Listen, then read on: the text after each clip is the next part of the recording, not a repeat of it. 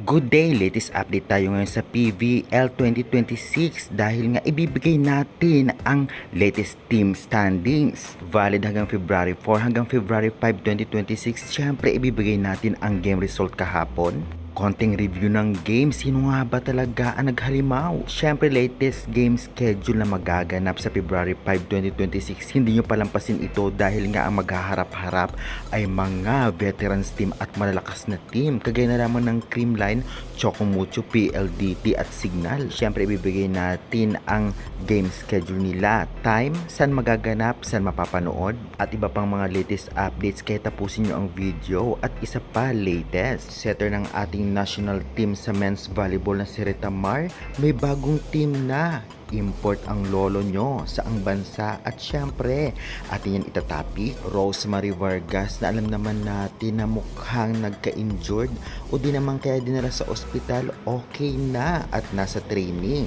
Latest update sa Creamline ngayon ating pag-uusapan. Lahat na yan na itatapik natin this video dahil mga latest update ngayong February 4, 2026 para sa inyo ito. Kaya before that guys, please naman huwag niyong kalimutan mag-like, comment, and subscribe and pa-hit the notification bell for more PVL UAAP volleyball updates dito sa Pilipinas. Maraming salamat sa support nyo. Subscribe, pa-share, and like naman. Thank you very much and God bless. At syempre sa mga gusto dyan ng mga sports shoes kung saan talagang magaganda at mura lamang ay avail na kayo dyan sa aking product dyan sa baba. Syempre mga Creamline t-shirt at Chocomucho t-shirt, PVL t-shirt ay avail na. Maraming salamat. Ngayon syempre ay uunahin po muna natin ibigay ang naging game result kahapon sa laban. At syempre ipagpatuloy natin sa review ng game. Sa unang tapatan nga ng NXL versus Farm Fresh, nanalo nga ang NXL Camillion sa loob ng 5th set sa mga scores na 25-23, 13-25, 21-25, 25-15 at 15-12. At ang naging player of the game dito ay itong ngang si Myla Pablo na may 19 points, 19 attacks at 6 excellent digs. Sa second game na naman nila ay talaga namang nanalo ang Capital One Solar Spikers kontra sa Sauce Coffee Thunderbells sa loob ng 4 sets sa mga scores na 25-17, 25-16, 15-25 at 25-19. Player of the game naman dito ay syempre si Bella Belen na may 26 points. Grabe ha, 24 attacks, 2 ace, 16 excellent digs at 7 excellent reception. Wow, ang gagaling nila at nabigyan ng konting review ang naging laban nga sa una. Farm Fresh versus NX LED. Well, nakita nga natin na talagang full force pareho ang team dahil yung mga recruit nila ay talagang ginamit sa first 6 at hindi na nagpatumpik-tumpik pa. Makikita nga natin sa NX LED na halos lahat ng talagang galing sa Petrogas Angels ay ipinasok.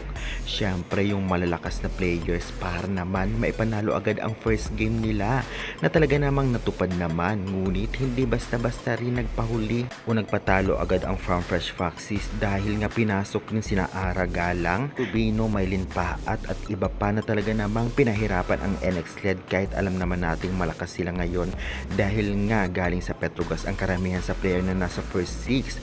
Naging maganda ang laban at deserve kung sino man ang nanalo dahil nga pinaghirapan nila ito. Well performance baka mo, maganda ang inilaro ni Ara Galang, Molina, Tubo, pa at sa Farm Fresh ngunit kinulang lang talaga ng konti. Samantalang dito naman sa NXZ Camillion ay talaga namang ginalingan agad, especially yung dating first 6 sa Petrogas sa sina Brooke Van Sickle.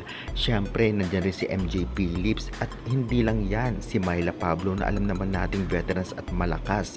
Bagyong Pablo ang nating nakita na talaga namang syempre ipinakita nila dito nga sa NXZ management na talaga namang maaasahan sila para maipanalo ang mga laro sa PVL. Kaya congratulations NX LED at deserve nyong makuha ng panalo dahil nga kinuha nyo ang mga malalakas na players galing sa Petrogas. Tiyak na mga pasabog itong dalawang team na ito sa mga susunod na laban. Congratulations pa rin sa Farm Fresh, especially sa NX LED. Samantalang sa laban naman nitong Sauce Coffee versus Capital One Solar Spikers. Well, expected na alam naman natin malakas ang Sauce Coffee.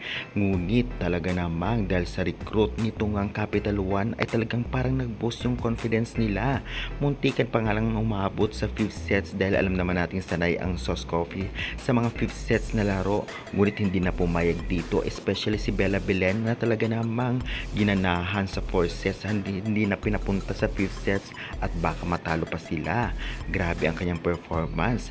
Siyempre dahil din kay Adorador, malaki ang tulong niya talaga sa team na ito.